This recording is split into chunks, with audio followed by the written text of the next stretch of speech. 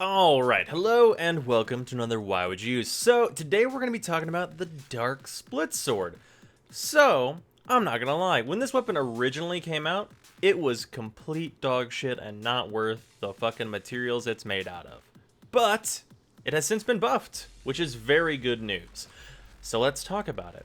And it's worth noting that it has only kind of been buffed, in that the dual sword variant of this weapon, because this is a very special weapon, is actually very good, and I like it a whole lot. However, this weapon is special in that you can switch it to a heavy blade, so whenever you're using Cleaving Whirlwind, or Tempo Royale, or Rending Crane, you can switch this to be a heavy blade weapon, and that changes the stats. Oop, can't do it without.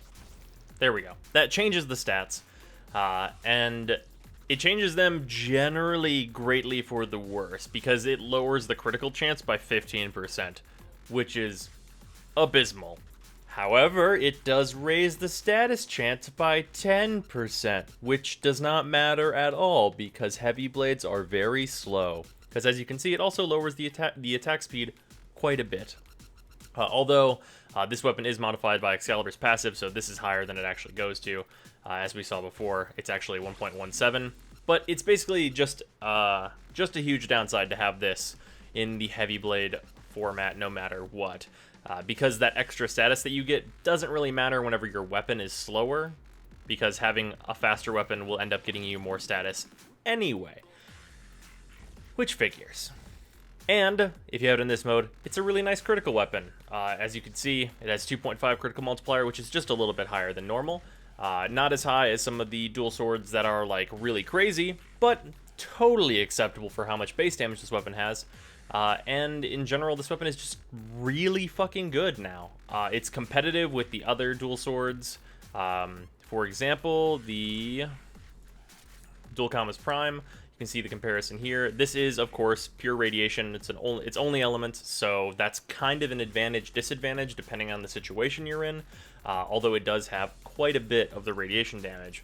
You can see that the Dual Commas Prime has a little bit more base damage, but has a lower critical chance, and the multiplier is not as high. While others that we've talked about, of course, the Prisma Dual Cleavers. Prisma Dual Cleavers has about half of the total damage. Obviously, it is IPS as opposed to the Elemental, which changes things a little bit. But the Prisma Dual Cleavers has a higher critical multiplier, which is very valuable, and more status. So there's actually a lot of give and take. The Dual Commas Prime and the Prisma Dual Cleavers, I would say, are some of, they're pretty much the best dual swords. But the Dark Split Sword competes with them. So we essentially just have like a three-way choice, and there's different ways to get each of these. There's Prime Farming, buying them from Borrow, and now we have building the Dark Split Sword, which, admittedly, is a little expensive, but is worth it. Now, yeah, before this weapon got buffed, it was absolutely terrible. But it's actually quite good now. And also, bonus, you can use Swirling Tiger on this without forming it. Swirling Tiger is the better of the dual sword stances. So that's nice, because you can actually fit like a really nice build on here without Forma. You'd have to add one if you wanted to use Prime Pressure Point, or if you wanted to use Primed Reach on this, which are reasonable choices. Especially if you're going to go for not using Life Strike and instead using a Warframe that doesn't need Life Strike, and then putting Prime Reach in there would be a very, very good option here. But let's just get to the test, because this thing has absolutely no fucking trouble with it. Like, actually none. Because this weapon, I should mention this. This weapon is in a unique position. Because it starts with radiation damage, that means that you can have radiation corrosive damage. And the special bonus that gives you is you can strip armor and also still have damage that is good against bombards, which, as we all know, fuck bombards. So that's a pretty nice bonus. Also, in that it has only elementals. Whenever you proc, you don't proc IPS, which is useful for... it's sort of useful. It's useful depending.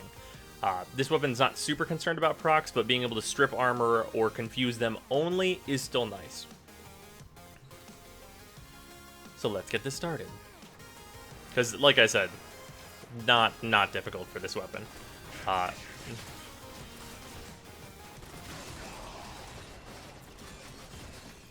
This weapon actually does have a problem in that it is really, really fast.